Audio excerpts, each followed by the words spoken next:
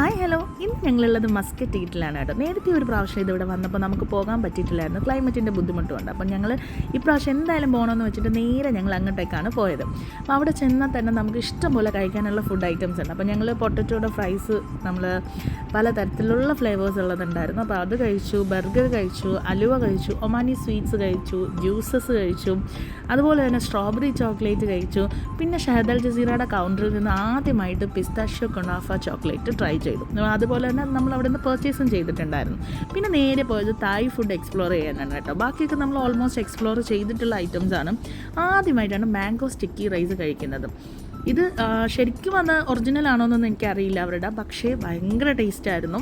അതുപോലെ തന്നെ അവരുടെ തന്നെ തൊമ്മിയും സൂപ്പ് കഴിച്ചു കേട്ടോ. ഇതൊക്കെ നമ്മുടെ മുന്നിൽ വെച്ച് തന്നെ അവരുണ്ടാക്കി തരുന്നതാണ്. നല്ല അടിപൊളിയായിരുന്നു, എനിക്ക് ഭയങ്കരമായിട്ട് ഇഷ്ടപ്പെട്ടു.